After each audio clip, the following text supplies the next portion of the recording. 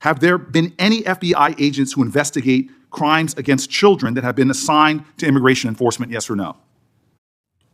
The premise of what you say is entirely false. Have there been any FBI agents who investigate foreign domestic terrorism? You don't get to say America is not safer under this leadership. I am not saying America that. is safer because of the work of the FBI. You're making a presumption of premise. 4,700 children. Sir, we have seen 6,000 weapons and 23,000 violent felons have been FBI arrested. Agents who investigate human trafficking have been reassigned to immigration enforcement. You are not denying that FBI agents who are on the task force that fight against Russian oligarchs have not been reassigned. Public Correction Squad reassigned. People who defend children reassigned. You're not denying that. I've seen you time and time again attack my colleagues' premises of questions as a way to not answer the question. So let me end with this. This is the moment a Senate hearing completely spirals out of control. Cory Booker corners Kash Patel with his own words, and what follows is evasion, contradiction, and a warning about the future of the FBI that should alarm every American. Thank you, Mr. Chairman. Mr. Patel, I want to start off where we left off last time. I asked you whether you had any knowledge or discussions about removing FBI officials and installing political personnel before you were confirmed to that position. And I wonder, did you then understand or have conversations with the White House about the intentions to do so? Before I was confirmed? Yes, sir. Did I have discussions with the White House to remove FBI personnel? Yes. No. So you're saying that you had no discussions with the White House before you were in the position about the removal of any personnel from the agency? As I was preparing for my confirmation hearing, I had numerous discussions involving the type of people that would be employed, and that those that were failing to meet the mark at the FBI would no longer be employed if I were confirmed. And I'm assuming that mark had to do with loyalty to the Trump administration? No, you're wrong. Okay. I'd like to revisit another subject from that hearing. Did you testify, you did testify before the grand jury that President Trump had declassified the documents at issue in the Mar-a-Lago classified documents case. Is that correct? I don't have the grand jury transcript. That's why I released it. Whatever it says is the best evidence. That's what you said to Senator Whitehouse, that your grand jury testimony was publicly released. It has not been. In fact, in July, a court denied a news outlet's bid to get that transcript. But the court said quite clearly that you are free to discuss your grand jury testimony. So I ask you again, did you testify before the grand jury that President Trump declassified the documents at issue in the Mar-a-Lago classified document case? And that is why I took your invitation to work with the department and the court to have that transcript released. And the transcript is the best evidence of what I said then. So you're saying right now this committee can have access to what you said before the grand jury? To whatever was released. Under my understanding, Senator, that the Department of Justice... You and I both understand the law. Let me finish. I understand under Rule 6 of the Federal Rules of Procedure, a grand jury witness, in this case you, is not barred from sharing their grand jury testimony. This is an oversight hearing. This is germane to your integrity and credibility. You know right now whether or not you testified that President Trump declassified the documents at issue in the Mar-a-Lago classified documents case. Why are you refusing to answer that simple yes or no question right now? Because the premise of your question is inaccurate, and there is no premise to my question, but trying to get to an order of what is truth or not. How do you know what was asked in the grand jury if you weren't there? Mr. Patel, this is a mockery you're making of this hearing and simple questions. It's a simple question. If you have a transcript, during you can your read the nomination question, but you don't have it. You promised that, quote, all FBI employees will be protected against political retribution.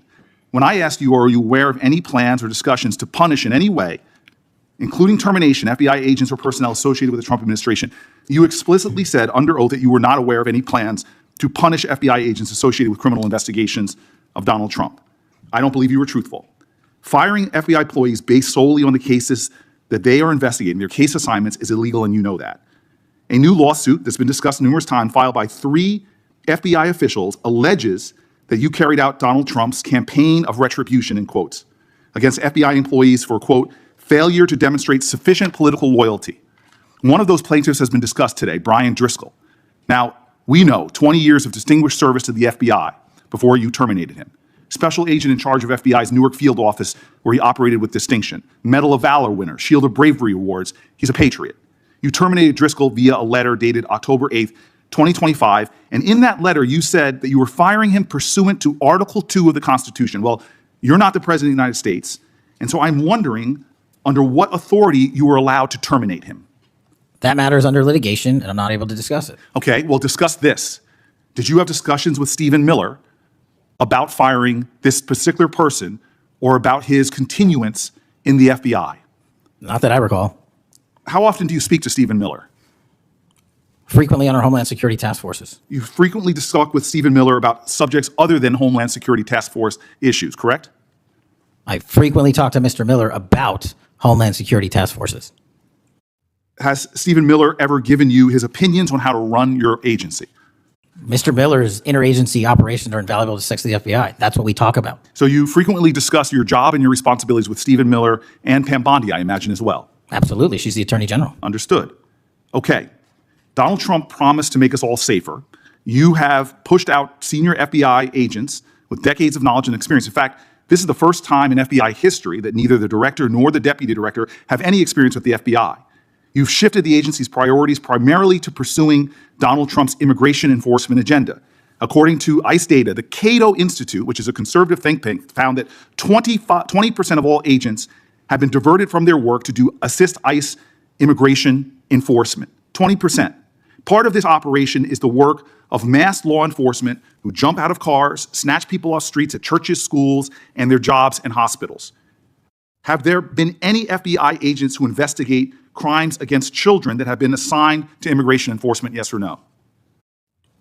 The premise of what you say is entirely Have there been false. any FBI agents who investigate no. foreign domestic terrorism? You don't get to say America is not safer under this leadership. I am not saying America that. is You're safer because of the work of the presumption- FBI. You're making a presumption of premise. 4,700 children. Sir, We have you 6,000 weapons and you are not 23,000 violent denying felons have that been FBI arrested. agents who investigate human trafficking have been reassigned to immigration enforcement. You are not denying that FBI agents who are on the task force that fight against Russian oligarchs have not been reassigned. Public Correction Squad reassigned. People who defend us, defend children reassigned. You're not denying that. I've seen you FBI time and agents time don't again get reassigned. attack my colleagues' premises of questions as a way to not answer the question. So let me end with this. I believe you have made our country weaker and less safe. I believe that we are more vulnerable to a major event, and I pray to God it doesn't happen. You've gutted the Bureau of Institutional Knowledge and Expertise. You fired or pushed out seasoned FBI officials, many with more than 20 years of experience, and were working on cases that were critical.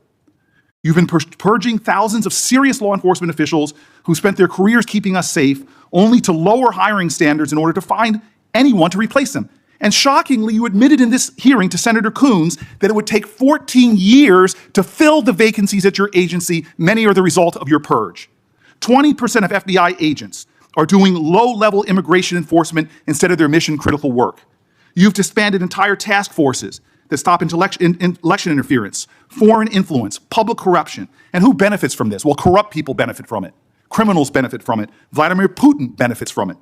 And it really makes me wonder who you're looking out for. It makes me think we can't trust you as a nation. You swear to release the Epstein files, but now you're withholding the Epstein files.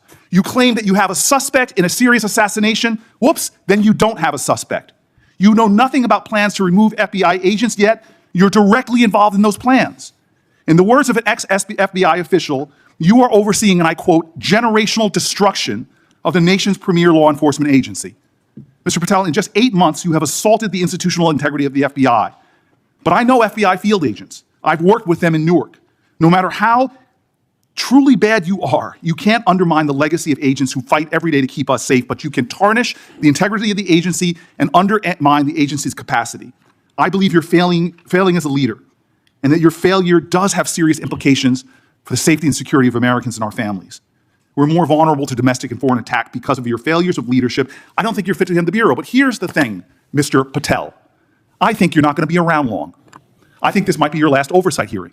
Because as much as you supplicate yourself to the will of Donald Trump and not the Constitution of the United States of America, Donald Trump has shown us in his first term and in this term, he is not loyal to people like you. He will cut you loose. This may be the last time I have a hearing with you because I don't think you're long for your job. But I'm going to tell you this. I pray for you. I pray for you that you can step up and defend your oath, defend the Constitution, and do a much better job of defending this country. Thank you, Mr. Chairman. This wasn't just a heated exchange. What unfolded between Senator Cory Booker and Kash Patel was a collision between two fundamentally different ideas of power in America, one rooted in constitutional accountability and the other rooted in political loyalty. From the very beginning, Booker wasn't asking abstract questions. He was laying a factual trail. Did Patel have conversations with the White House about removing FBI personnel before his confirmation? Patel initially tried to narrow the question, then contradicted himself by admitting he discussed who would and would not remain at the FBI. That matters, because during his confirmation hearing, Patel swore under oath that FBI employees would be protected from political retribution. Booker wasn't speculating. He was comparing sworn testimony with actions already taken. And that's when the hearing took a darker turn. Booker pressed Patel on the Mar-a-Lago documents case, specifically whether Patel told a grand jury that Donald Trump had declassified the documents. Patel's refusal to answer wasn't based on legal restriction. Under federal law, a grand jury witness is allowed to discuss their own testimony. Booker made that clear. The refusal was strategic. A direct yes or no would either implicate Patel in misleading Congress or expose a narrative collapse in one of the most consequential criminal investigations in modern history. This is a critical moment Americans need to understand. Oversight hearings are not theater. They are one of the few tools Congress has to test whether executive power is being abused. When a witness dodges basic factual questions, it signals risk, not just to transparency, but to the rule of law itself. Booker then moved from testimony to consequences. The firing of Brian Driscoll wasn't framed as a routine personnel decision. Driscoll wasn't a partisan operative. He was a decorated FBI official with 2 decades of service, removed under a letter citing Article 2 of the Constitution, authority that belongs to the president, not an FBI director. That detail matters. It raises a serious constitutional question. When does delegated authority become unlawful usurpation? And when Patel said the matter was under litigation, Booker did what oversight is supposed to do. He followed the chain of influence. Stephen Miller, Pam Bondi, White House coordination.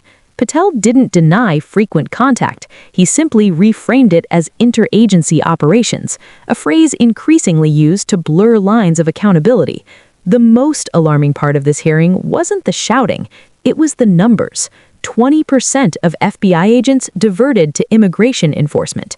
Entire task forces disbanded. Foreign interference, public corruption, counterintelligence. Agents who specialize in protecting children, tracking oligarch money, and stopping foreign influence reassigned to low-level enforcement work. Patel never directly denied it. Instead, he attacked the premise of the questions, a tactic viewers should recognize as avoidance, not rebuttal. Here's what Americans should take away. Law enforcement strength isn't just about arrests. It's about expertise, institutional memory, continuity. Booker's warning was clear. You can't hollow out a professional agency, replace experience with loyalty, and still expect national security to hold. And then came the line that stopped the room cold. Booker suggested this might be Patel's last oversight hearing, not as a threat, but as a prediction, because political loyalty is transactional. Administrations that demand absolute loyalty rarely return it. History shows that once usefulness fades, so does protection. This wasn't about Cory Booker versus Kash Patel. It was about whether the FBI serves the Constitution or a single political figure, whether dissent inside federal institutions is protected or punished, and whether Americans are safer when expertise is purged in favor of obedience. Oversight exists precisely because power, left unchecked, always drifts toward abuse. What happened in this hearing is what that drift looks like when it's dragged into the open. If federal law enforcement is reshaped around political loyalty instead of professional expertise, who actually keeps Americans safe? Drop your thoughts in the comments. Like this video if accountability matters. Subscribe for deeper analysis you won't get on cable news. And share this with someone who believes the Constitution should always come before politics.